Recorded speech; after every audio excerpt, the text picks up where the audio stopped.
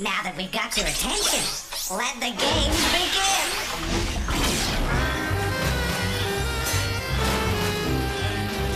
Game cartridges assembling. Greetings. Game loading. Mind your fingers.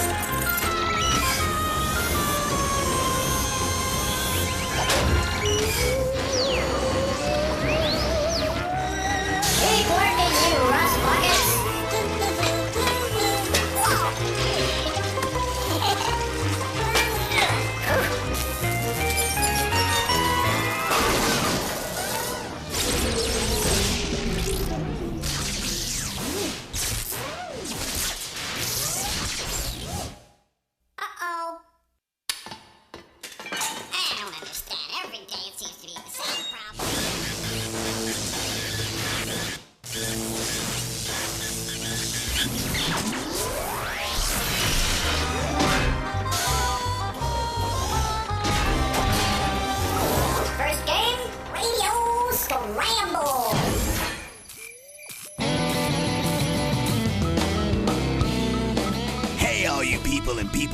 Hello and jello from your humble bumble, Jumpin' Johnny Jumble. Or as we say here at Scramblin' Radio, Jumpin' Johnny Jellbum. Because here at Scramblin' Radio, we mix 'em and you fix 'em. Oh yeah! In other words, my name is really Jumpin' Johnny Jumble. Can you dig it? I knew that you could. And I'll be shoving out the hits, messing up the words, and you gotta make sense of all the nonsense. So let's get the bristles out of this porcupine and stick a winner on the plate with today's #1 hit. It's the with Cowbstable. Cowbstable, my friends down in the hood. They tell me that I'm just no good, but they can't eat my shorts. They can eat my shorts. Cowbstable, I wish that I was 10 feet tall, so they'd pass me the ball, and I'd be the king of the court. Yeah. It's good. It's all good. That was the scoring with their smash hit, Basketball. Ha ha! Did you get it? And now it's time for another commercial spot. Hey, if you want a quick snack but don't want to try the same old thing, why not try Tammy's Citruff? If you're feeling hungry but don't know what to eat, try your Tammy's Citruff. They just can't be beat. Oh yeah, Tammy's Citruff have won top prizes at the State Fair 30 years in a row. And each year they're sweeter and juicier than ever, cause Tammy puts in tender loving. And of course, she cheats. So if you're tired of meat and potatoes, try Tammy's Fruits. Oh baby, can you dig it? I knew that you could. So clones and clonettes, before we send this baby off to Dreamville, let's hear one from the Oddies and their newest oldie, Rupsy Dulcum. They think they are so hot, like they're a great big honkin' deal. I could look the same as them if I didn't eat a meal. They're the Rupsy Dulcum, with lips the size of New York. I could join the Rupsy Dulcum, except I'm only 5 feet short. I could join the Rupsy Dulcum. Long, tall, and all, you know what they are. That's the Oddies with Supermodels. Oh, baby. And as we send this model down the runway, this is big time bye-byes from your lonesome onesome Jumpin' Johnny Meatball. That's Jumbo.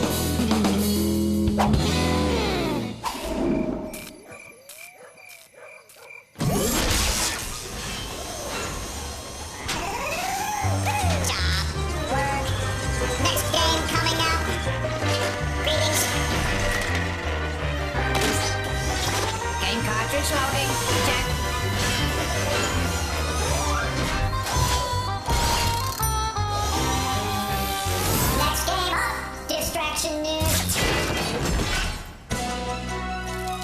And now, Distraction News with your anchor person, Dora Smarmy. Good evening. I'm Dora Smarmy, and welcome to Distraction News, where we give you the news, and at the end of our newscast, I'll ask you 5 questions about what I've reported. So pay close attention and make sure you're not distracted. Now for our top story today, mummies. The ancient Egyptian pharaohs believed that death was the beginning of a great journey. They preserved their dead through the process of mummification and then buried them in tombs or pyramids with food, clothing, jewels, servants, and even pets. The mummification process was highly effective and has preserved some bodies for nearly 5,000 years. After death, the ancient morticians would remove the brain and many vital organs. For mummification to occur, all water must be removed from the body. This is so bacteria cannot break down the body's tissue. To thoroughly dry it out, they would pack the abdominal cavity with drying compounds and immerse the body in saltpeter for about 40 days. After that, the body was washed, repacked with spices and the drying compounds, and wrapped in bandages soaked in resin. Quite a process, just as Tutankhamun, one of the most famous mummies ever. Hey, by the way, shouldn't we call male mummies daddies? Now let's see how well you were able to remember the facts, and be sure to count how many you get right. Mummies are really scary monsters, a slang term for mother, or preserved human bodies. The answer is preserved human bodies. What is the longest some mummies have been preserved? Over 10,000 years, nearly 5,000 years, or several decades? The answer is nearly 5,000 years. What do the ancient morticians remove from the dead pharaohs? Unwanted facial hair, vital organs, or cowboy boots? The answer is vital organs. The body is immersed for 40 days in what? A bubble bath, powdered sugar, or saltpeter? The answer is saltpeter. And finally, what is the last thing they do to the mummy? Throw it a goodbye party, plastic surgery, or wrap it in bandages? The answer is wrap it in bandages. So, how did you do? Do you think you can make your own mummy? Ew. Oh well, that's all the time we have for today, but remember, don't ever let anything distract you from watching Distraction News. So long. This has been Distraction News with your favorite cardboard cutout anchor person, Dora Smarmy.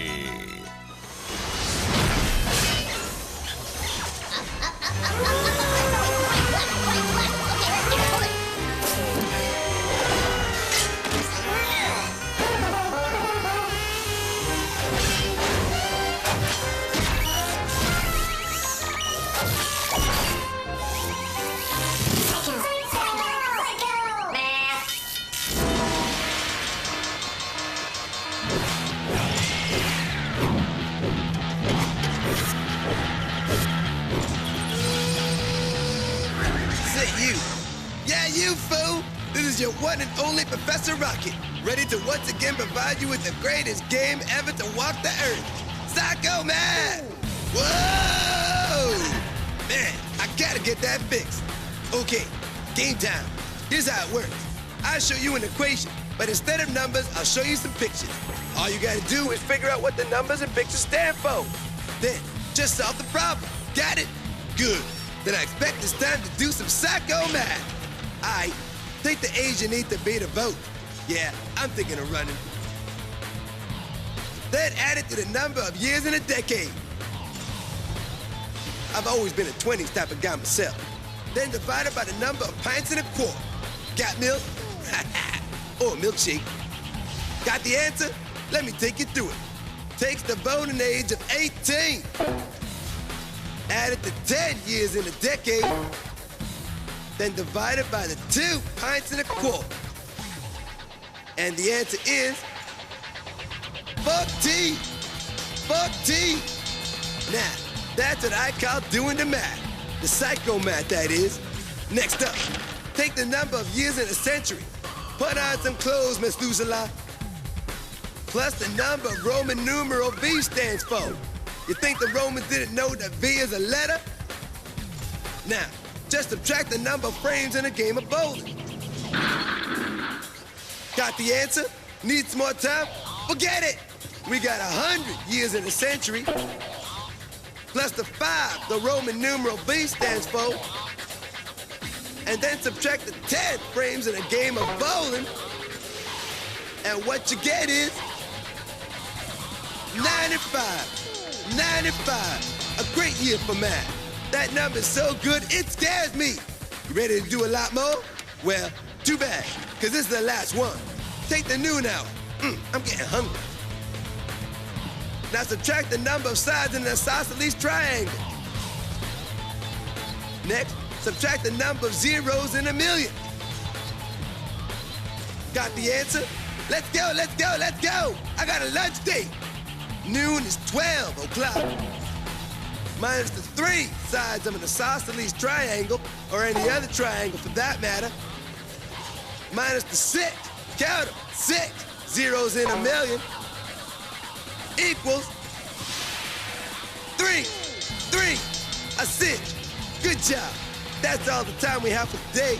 But don't be surprised if someday, some way, when you least expect it, someone walks up to you and says, "Smile, it's time for Psycho Math." Haha, Professor Rocket's out.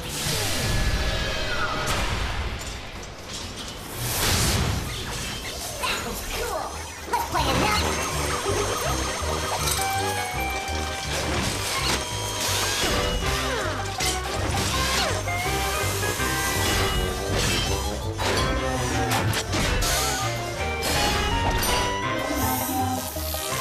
Next game on the way. Dirty Pictures.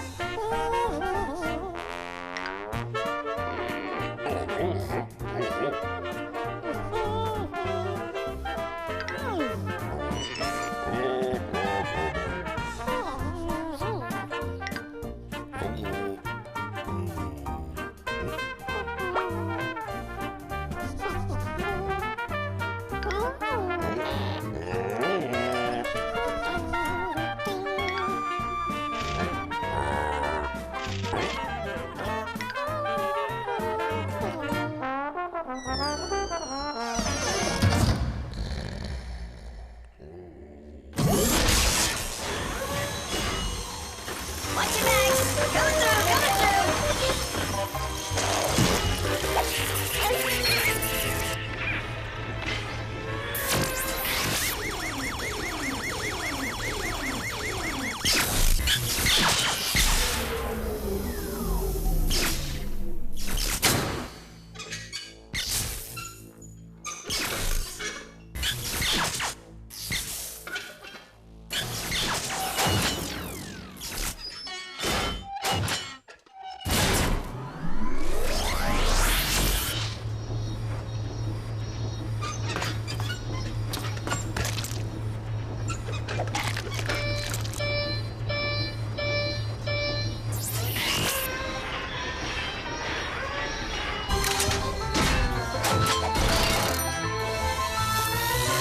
Stand by for lens McCracken.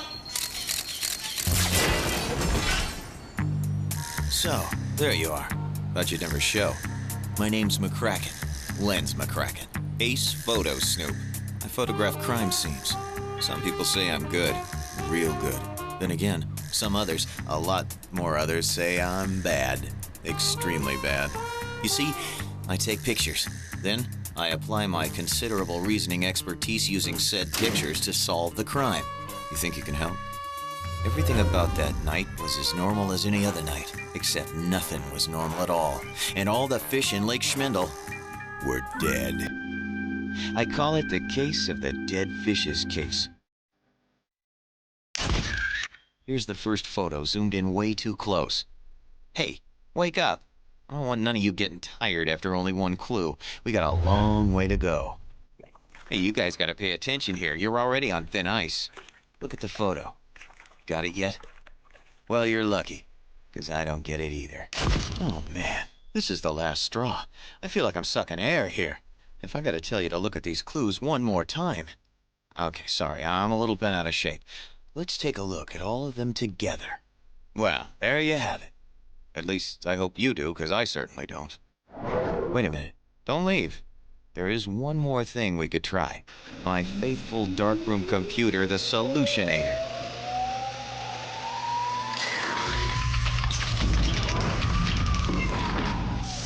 So, here's the first close-up. Did you figure it out? A bike tire. Yes. Why didn't I think of that in the first place? Now let's investigate this, thingy. You excited yet?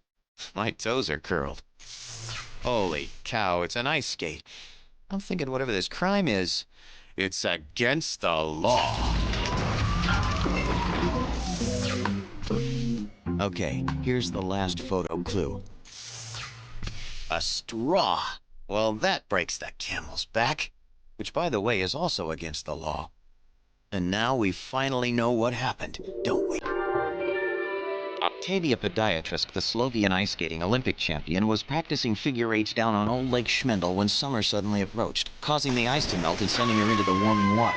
Just then, a paperboy riding a bike on his delivery route saw the flailing Podiatrisk, and although unable to swim, he used the straw from the soda he was drinking to suck the lake dry enough for the skater to walk out, while unfortunately doing away with all the life-giving water the fishes needed to live. The paperboy, embarrassed by his inability to swim, ran away, never to admit his courageous act, and so we crack another case.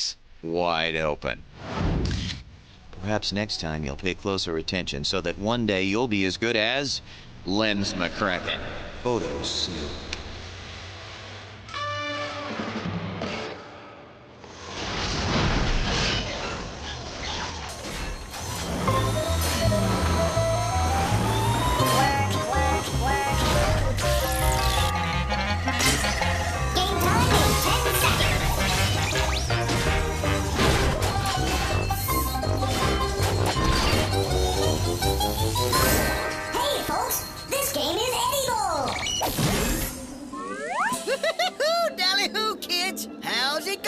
Your old pal Eddie Bull here at the exciting Walla Walla Washington Zoo. This week we're going to... Eddie Bull, he's got the move. He really is incredible. He's simply the best of the bunch. There's simply no disguising that he's so appetizing that we want him for our lunch.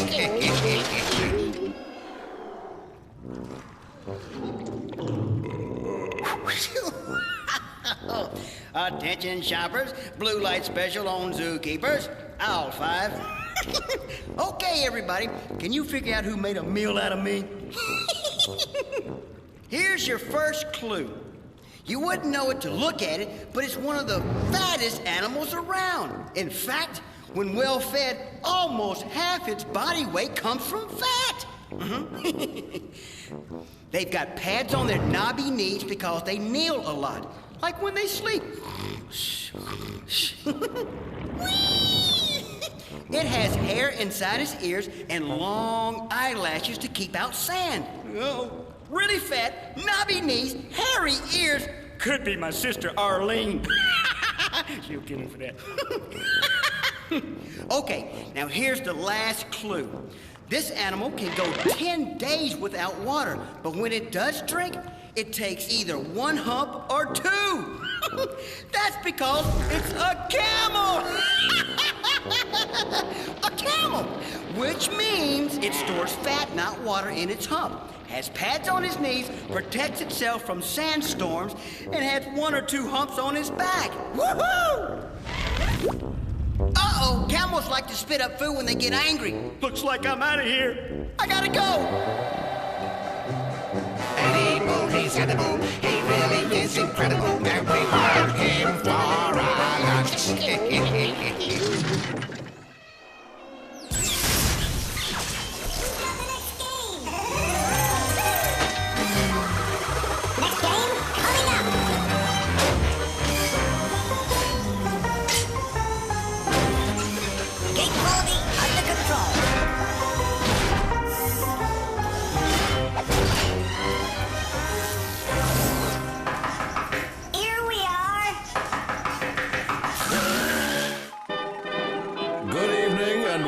To another episode of Here We Are, as we follow the adventures of two lost ears trying to find their place in the world. So, here we go!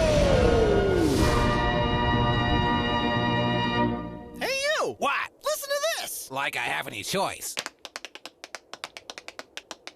What's that? I'm tap dancing! But you don't have feet. Yo! Thanks a lot. Ready to play? I'm all ear. First clue. A really sloppy kiss from Grandma. Nope. Let me hear it again. It's certainly not someone drinking a soda. Yes, it is. But where? Next clue. Beg your pardon. Pardon me. Nice. You dancing? Klaus? Me dancing? No! I don't know anyone else who dances. It's not dancing. Then why'd you bring it up? Will you cut it out and listen? Beg your pardon. Pardon me. Nice. It's someone stepping on people's toes. I knew that. But where? Okay, last clue. What is this?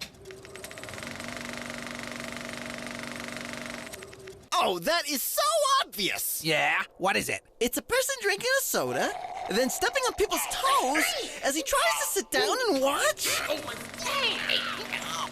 A sewing machine!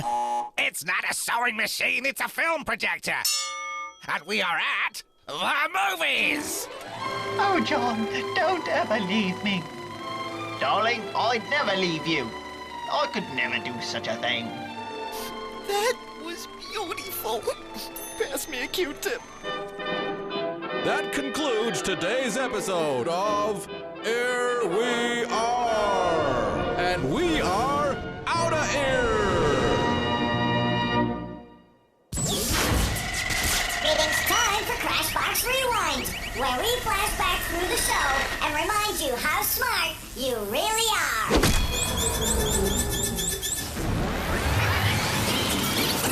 You wouldn't know it to look at it, but it's one of the fattest animals around. In fact, when well fed, almost half its body weight comes from fat. It's a camel!